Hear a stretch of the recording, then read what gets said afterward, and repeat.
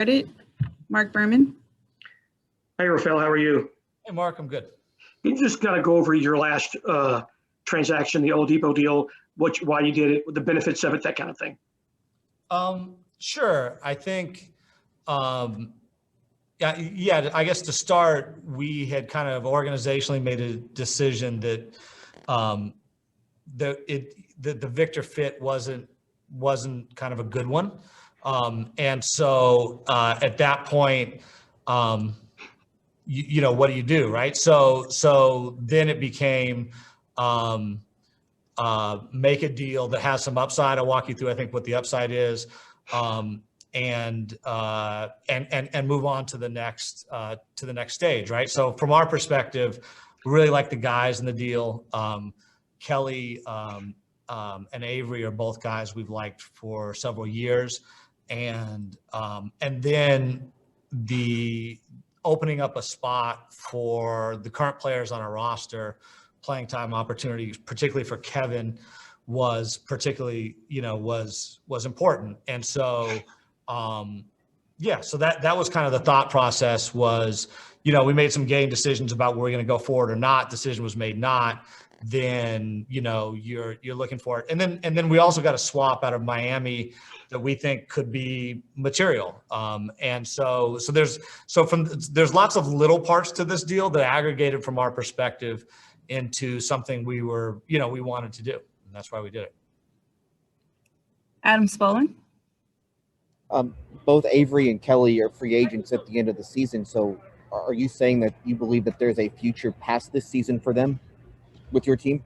For sure. Potentially. Avery's not. Avery's got a team option. But for sure. Like, not different from Victor. Like, we'll have bird rights for Kelly. And then, like I said, Avery has a team option. So we're trying to find good fits. And one of the advantages of kind of the rebuild construct we're doing is that, I do think that there's a place for veterans on your team, not just this year, but going forward, stabilizing influences, helping your younger players develop in the right way, in a quicker way. I think having a good mix of old and young is actually attractive.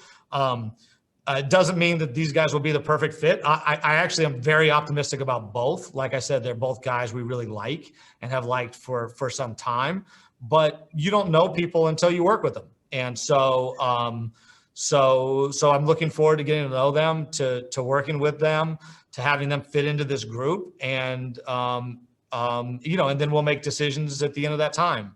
It's kind of how we do it. Brian Bearfield. Was there other deals on the table, which was the reason that led up to the last minute trade? Yeah, I mean, you're always looking at a bunch of stuff and you're trying to figure out the best thing. One thing I won't do, this isn't, so no offense, but I'm never going to talk about other deals in their particulars that we did or didn't do. That's not fair to the guys we have. It's not fair to the guys who got traded.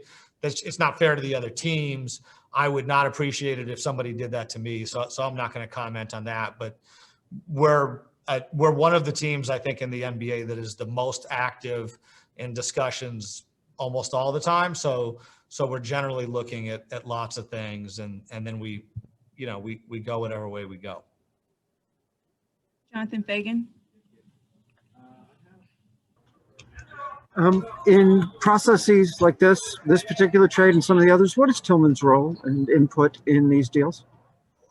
Yeah, I mean, no offense to my boss, but he doesn't really have one on a deal like this, right? This is like, I do my very best to be in constant contact with Tilman, telling him about the direction we're trying to go in and everything else. But like, and I want him to feel very, very comfortable about our processes, like how we're going about it, how we're thinking about it. Tilman's a deal guy like me. So from my perspective, like talking to him about our transactional process, how I'm thinking about it, the negotiation process, whether it's with one team or with 15 teams, Like those are all the conversations we really have. And he's super valuable to me as a resource, as a super sophisticated deal guy. But like in terms of actual players, like, no, like he leaves that entirely up to us. And, you know, and I guess I would say, Jonathan, obviously you know me pretty well, so you probably knew the answer to this question.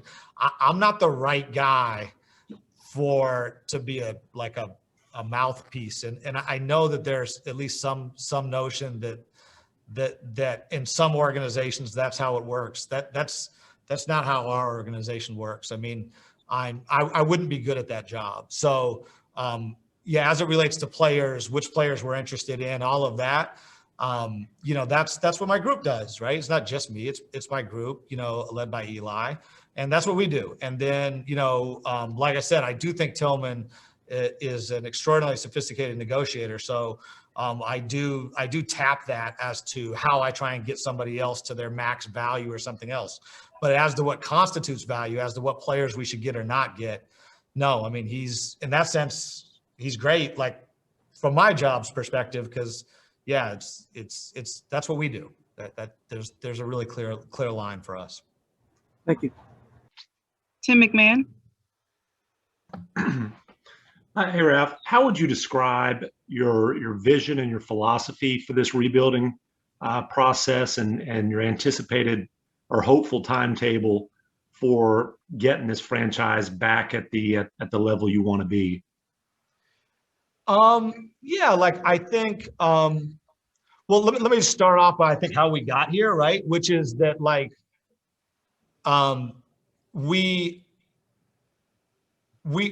tried to win a championship for like multiple years in a row, and we didn't worry about the future, right? And I actually, that's one of the things I've thought a lot about over the last several months as to whether or not we should do that again, because you're always trying to learn. Like everybody should always be trying to learn in every job.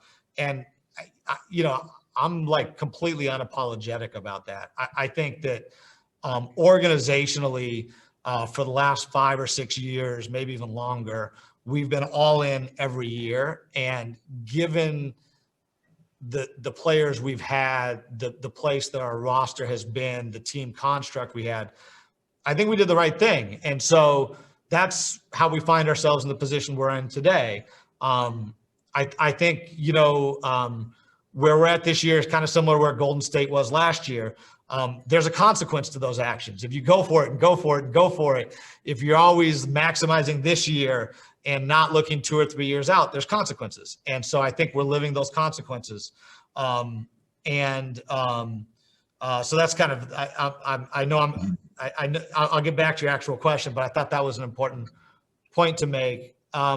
In terms of how we go from here, I think actually I feel pretty comfortable that we like where we are in the beginning stages. I think, you know, we're going to take constant bets. I think that everybody does that. It's just the level you do it at, right? So we're going to do it. Not all of them are going to work out. To the extent that those bets involve future years, we have to be more confident than somebody who's just expiring, right? But I do, you know, I think in terms of the young players on this roster, we do have kind of a young core, along with John and Eric, a young core that we really like, of Christian and Jay-Sean and KP and KJ, you know, all guys under contract going forward. We really like those bets. And so because we do like those guys, we think we've seen growth this year. We obviously want to add to them, but it's not, from my perspective, I don't think we need to do a like a wholesale tank strategy like some other teams may have done in the past or maybe are doing now. You know, we've been ravaged by injuries this year. That just is. So our record, it reflects that. And so, you know, there's no guarantee that we won't be ravaged by injuries next year or the year after or whenever. Anytime a team takes injuries the way we've taken them, there's going to be consequences. But in terms of the rebuild, I think our goal is going to be competitive while at the same time really giving our young guys an opportunity to flourish. I think you can do both at the same time. Getting back to like Kelly and Avery, that's kind of what we like about those guys, is we think that they can be stabilizing and help the growth of our young players, help us be competitive. And then actually both are young enough to fit within a time frame. So yeah, I hopefully that answers your question. If not, I'll double back. Ollie Appreciate it. Campajani. Oh, sorry. Ollie Campajani. Hey, Rafael, I wanted to ask you, what is your definition? I know you mentioned some of your young core, but what is your definition of a franchise cornerstone? And do you believe that you have that type of player or players on your current roster? I don't think, did I use the term franchise cornerstone? No, I was just asking if you're about your definition of what would a franchise cornerstone be, or a superstar player. Yeah, I don't think I used either term, so I don't think I want to define it for you. Yeah, like I don't know, I guess would be my answer. But you obviously need really, really good players to win a championship. So I guess that's it. Like players good enough to be the best players on a championship team potentially. I'm not sure. Michael Shapiro. Hey, Rafael. When you look at these coming seasons, is there any balance you think you need to strike between empowering a guy like Kevin Porter Jr. to kind of be that lead guard while also still having a veteran like John on the roster? Do you think that's a tricky balance, or do you think they can kind of coexist well together?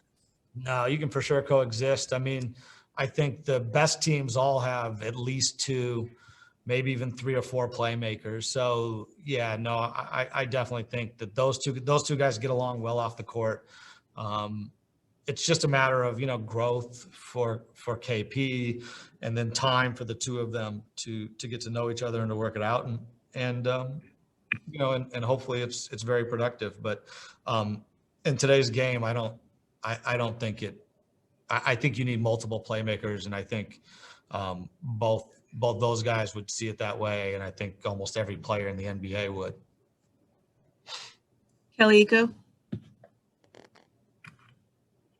Hey, Rafael, it's been a crazy year, but how much scouting have you been able to do with the upcoming draft and free agency coming up?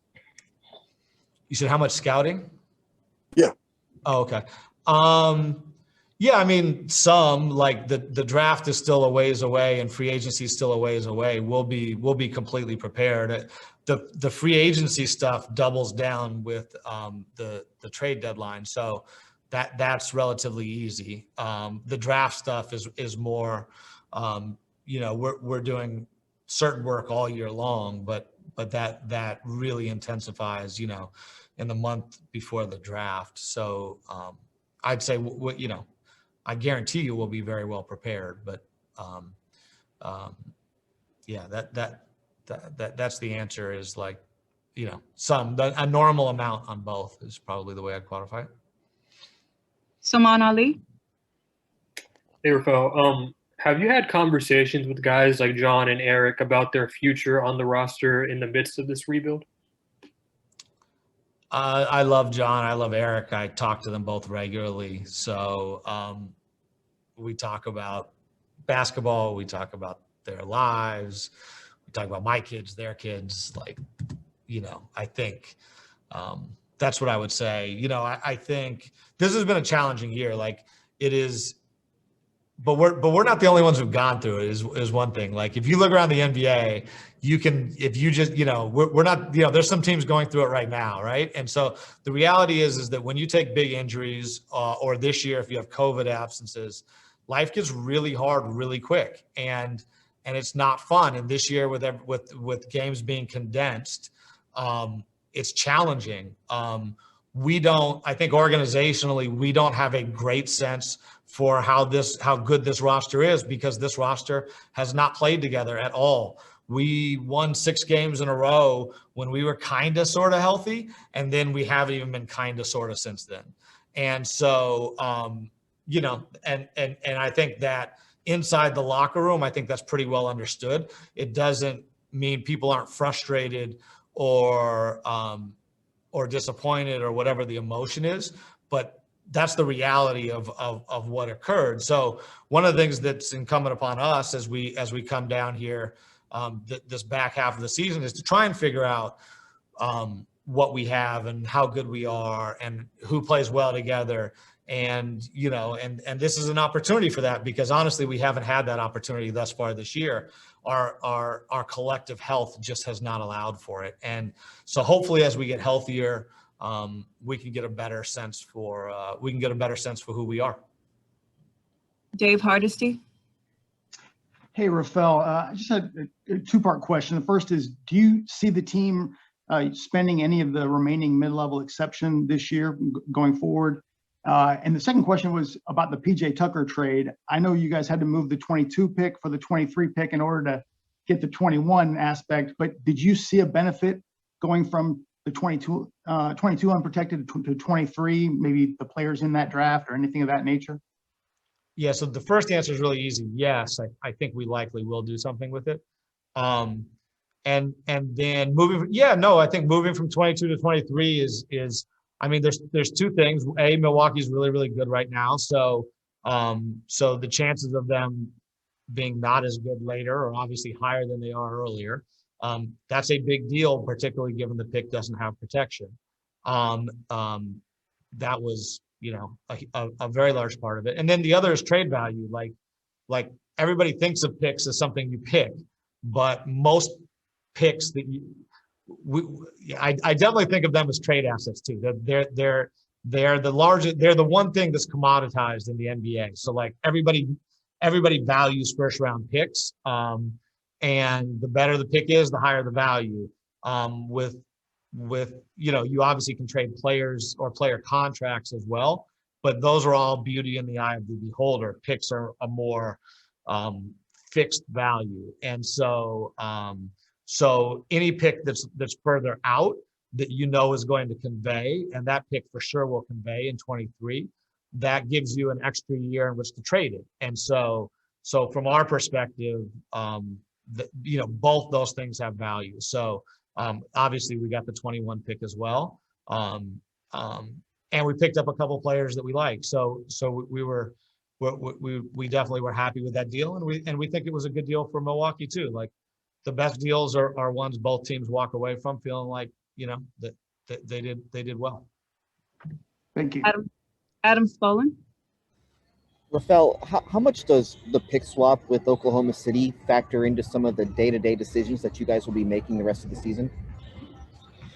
To date, it really honestly hasn't, right? Like, to the extent that it did, it was pushing us towards putting together a team that we thought would be competitive, which we thought we did. I mean, honestly, and we were until we got blitzed by injuries. And so on a going forward basis, I think probably not a lot, because we hold 1 to 4. So the pick kind of is what it is.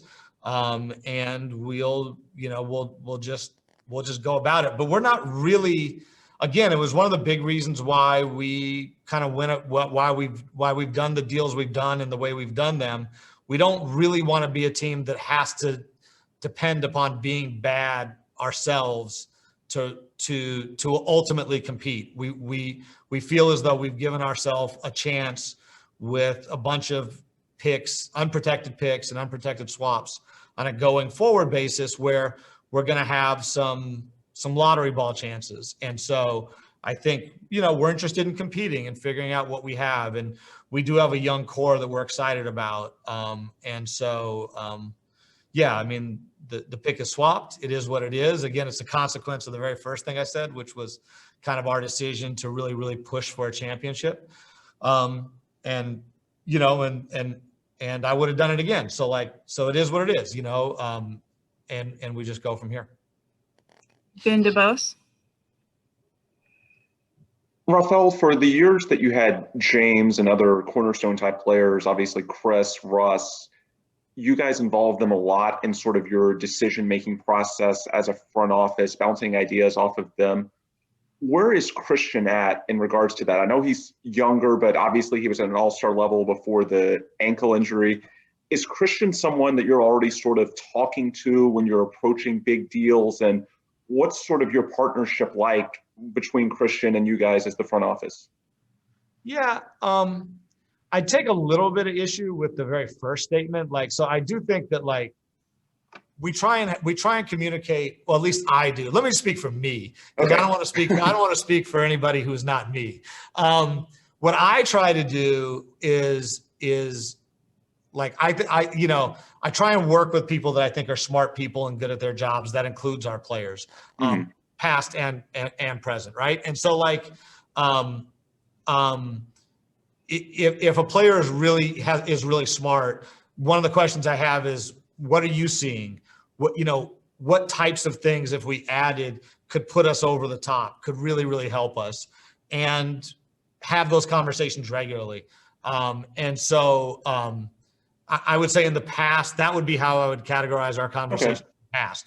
So I would say we're still doing that, not just with Christian, but with John for sure, with Eric, and even with our young guys, because I want to know how they think and everything else, right? Like, depending upon someone's level of experience and knowledge on a certain subject, you listen more or you listen less. And some people want to tell you more or less. Some people are super comfortable saying, I think this one guy is amazing, or I really don't think this other guy fits. And then some people aren't comfortable with that at all. Like it just varies hugely by person, right? And all of that are fine. All of those answers are fine. Again, ultimately it's on me. So, but I do like that input from everybody. But I wouldn't say I would never categorize it from my own perspective as being like going to a player and saying, hey, is it okay with you if I would do this trade? Like I would not have done that in the past, and I wouldn't do that now. That puts them in a bad spot. It's just not fair. So that's not how it works to me. To me, it works as you're trying to really have a good sense day in and day out directionally. And I think if you do it right, people feel more ownership. They feel more involved. They're more committed, and it works well. One of the challenges of this year is that so many of the guys didn't have an off season with us. I mean, maybe no one other than we have like 3 guys. And so, having a full off season, it's just, like all those things get better with time. And we did have, in the past, we've had people who are here for quite a while, and that was an advantage. And I think we'll have that advantage again. But Christian's definitely somebody I talk to, I have a relationship with. I value what he's seeing, what he's feeling. He's the one on the court, right? Like what do you think would make your life easier? That's valuable information, and I'm always seeking it out. Chris Gordy. Hey, Rafael. I'm just curious. Obviously, he was dealt with, the injuries and tons of different challenges. But what have you made of the job so far that Coach Silas has done?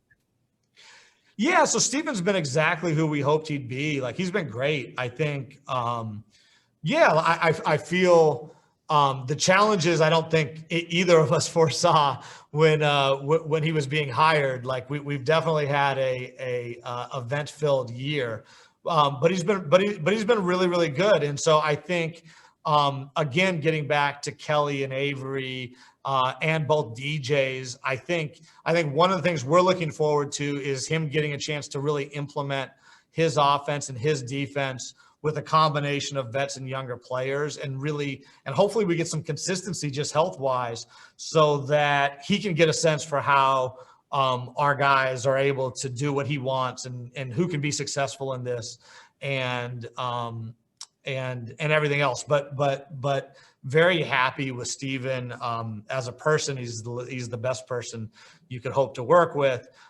As a coach, he's very resolute. He for sure knows what he wants to accomplish. His messaging to the team is super consistent. I think, really, very pleased. Brian Bearfield. In trading with Milwaukee, how important was it to get a player with a veteran presence like DJ Augustin? I couldn't make out the first part of your question. Sorry, can you say it again? I said, with trading with Milwaukee, how important was it to get a veteran presence and point guard DJ Augustin? Oh yeah, no. So DJ is somebody who can play on and off the ball. I think that's really useful. As a team, I thought we were maybe a little bit deficient in shooting, and he just shoots the heck out the ball.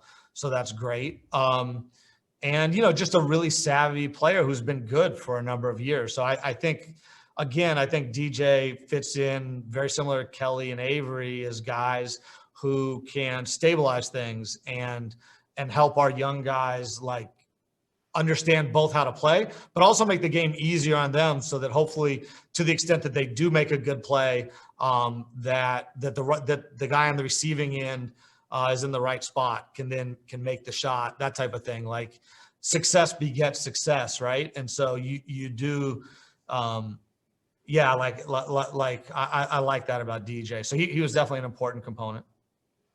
We'll take two more. Mark Berman.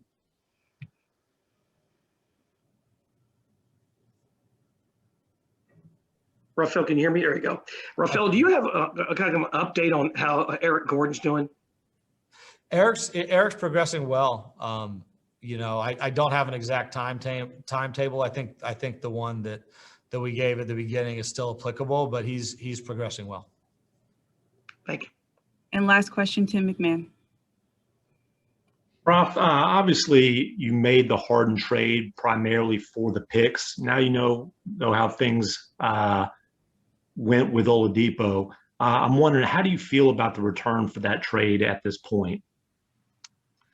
I think one of your colleagues texted me the day after the trade, and they said that they would evaluate me in 2027, and I told them that was too early. They should do it in 2030. So, I think again, I think we felt at the time that we did the best deal for the franchise possible. That's obviously my job, right? So I did it. But particularly given the types of things we got back, it feels like you can't possibly know how you did for multiple years, I don't know, 3, 5, something like that. But I feel good about it. I think, I do feel good about it. You do every moment, you do every deal at the moment you do the deal. I would for sure 100% do that deal again. Again, you guys don't have the advantages of knowing everything that I know, but there's literally no part of me regrets doing that deal. I have not second guessed it for a moment. So, I think, again, a lot of what I said about being in a position maybe to not have to be bad, that deals there's some other things we've done to help that too, but it's primarily that deal that's allowed us to say, hey, we want to compete on a slightly quicker time frame. We're not going to go down this path of trying to intentionally lose games for years on end. And so, I guess that's my response. Thank you. Thank you, Rafael.